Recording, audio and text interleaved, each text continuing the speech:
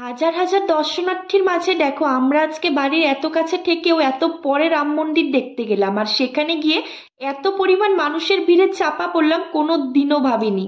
এক কথায় যেন আজ প্রায় মরতে মরতে বেঁচে গেছি। তোমরা শুধুমাত্র ভিড়টা দেখো, আর এটাই কিছু না, মন্দিরের প্রায় জায়গায় জায়গায় 5 বার আমরা দাঁড়িয়েছি, তারপর কিন্তু মন্দিরে ঢুকতে পেরেছি।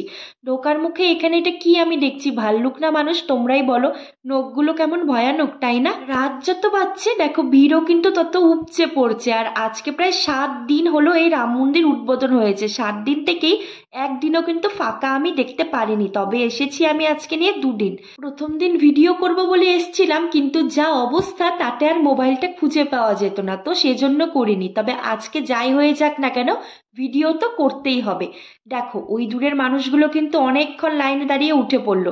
আর এই নিচটা দেখে দেখে গিয়েছে এতটা কষ্ট হচ্ছিল কি বলবো। চলে এসেছি একদম আমরা ভেতরে। ভেতরে ঢুকেই দেখো রাম লক্ষ্মণ সীতা। তারপর এই যে এখন সোজা যাব মা কালীর দর্শন করতে। মন্দিরটা কিন্তু দারুণ করেছে। অনেক দূর দূর থেকে কিন্তু এই মন্দিরে লোক এবার এসছিল। তবে একটা কথা কিন্তু দেখো, এত দূরের দূরের লোক আসলেও বাড়ির এত কাছে থেকে আমি যে কেন এত দেরি করে গেলাম সেটাই তো বুঝতে পারছি না।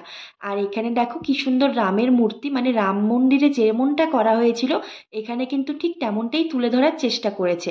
প্যান্ডেলের সাহায্যে অতটা না হলেও তবে প্যান্ডেলটা করেছে, তো যে করেছে তার একবার হাতের কাজটা দেখো। সেই শিল্পীকে মন থেকে অনেক শ্রদ্ধা আর ভালোবাসা। আর ওই দেখো এই ভিড়ের মধ্যে ভিডিও করব কি, আমার বর তো ঠাকুরই দেখে যাচ্ছে। অবশ্য দেখবে নাই কেন, ঠাকুর দেখতেই তো এসছি। তো তারপর দেখো এত ভিড়ের মধ্যে ঘেমে চেমে কিন্তু আমরা মা কালী দর্শন করে চলে এসেছি বাইরে।